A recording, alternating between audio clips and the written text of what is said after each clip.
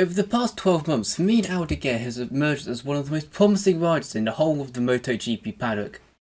At only 18 years old, he already has 5 Grand Prix victories to his name in Moto2, and he's the favourite to win this season's Moto2 World Championship. And during the build-up for the Portuguese Grand Prix this weekend, it's been announced that he will ride for Ducati in the 2025 and 2026 season, with most rumours saying that he'll join the Pramac team. This could have massive effects on how the MotoGP grid will look in 2025, and we'll go over all of that in this video. But first, I want to have a look at who Fermin Aldeguer is, look at his career so far, and we'll see why he's such an exciting prospect.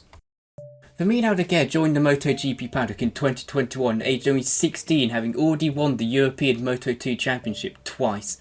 He made 8 appearances in 2021 for the Speed Up team as a replacement for the injured Jari Montella, and he had a standout result of 7th in Aragon. This clearly impressed the team as he was given a permanent ride for 2022.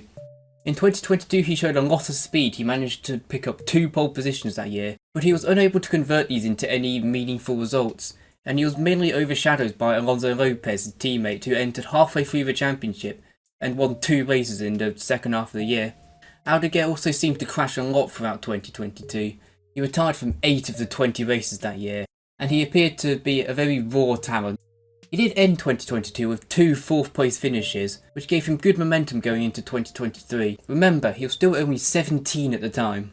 However, it was 2023 where he became a superstar. He started the season a bit slowly, but with a lot more consistency. He was crashing a lot less.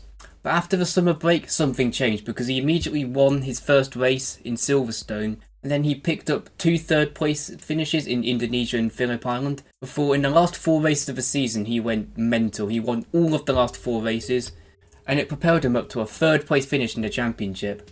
He won all of these races in dominant fashion, and it took quite a bit of spotlight away from the champion Pedro Acosta. These performances left him heavily linked with a move to MotoGP for this season, 2024. He was originally linked with Honda to replace Marc Marquez, but then they announced Luca Marini, so naturally he was then linked with VR46 to replace Marini. But in the end they chose Fabio Di Gianantonio, leaving Aldeguer in Moto2. It's probably the right decision for him. It allows him to have another year in Moto2, he'll spend another year fighting right at the top, and it allows him to compete in a meaningful championship battle.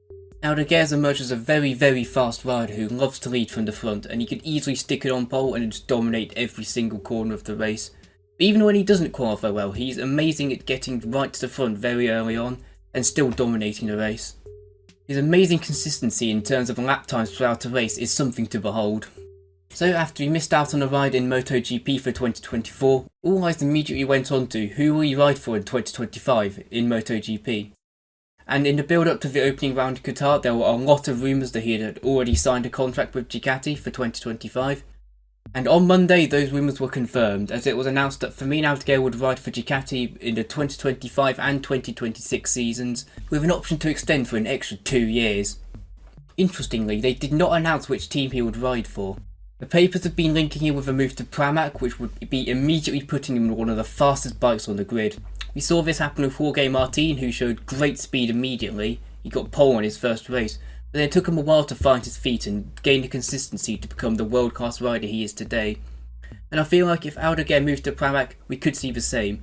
He'll show a lot of speed, but I think he'll just crash a lot and he won't have the consistency to compete at the front.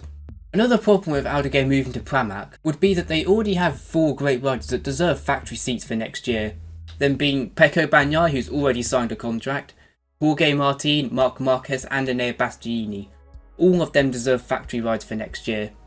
And if Aldeguer goes to Pramac, they'll essentially have to choose between Marquez, Martin or Bastianini to go into the remaining 2 factory seats, and losing any one of them would be strengthening an opposition team. This is why, in my opinion, I think the best move for Aldeguer would be to go to the Gresini team for 2025. That bike is more than capable of fighting at the front. We've seen with Bastianini in the past and even Marc Marquez already this season. But that bike can fight for victories. I honestly think that to partner him up with Alex Marquez for 2025 would be the best move for him.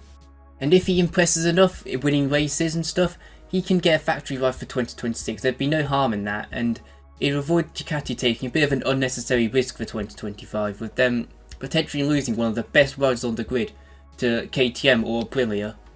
However, all this talk about who he'll ride for next year is nearly a year before he's actually going to make his debut. He He still has an entire Moto2 season ahead of him, and the most likely situation will be that Ducati will wait until the end of the year to see how he performs this year and then decide what bike he'll ride. Maybe he's been promised a Pramac ride if he wins the championship this year, who knows. However, if he gets more results like the 16th he got in Qatar, Ducati might start to regret giving him a contract at all. But I'm sure he'll be right back at the front in Portimao this weekend, and he will display exactly why Ducati was so desperate to sign him in the first place. So with Aldeguer heading for Ducati, the MotoGP grid for 2025 has already had another spanner thrown into the works. With the introduction of a new rider, at least one rider will have to leave the grid, and there'll certainly be a lot of rider transfers, as a lot of contracts are up at the end of this year. So what do you guys think?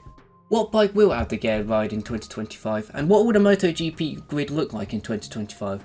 Let me know in the comments, and while you're there, hit the like button and the subscribe button. Any support really helps the channel out. And with that, I hope you enjoyed this video, and I will see you soon. Bye bye.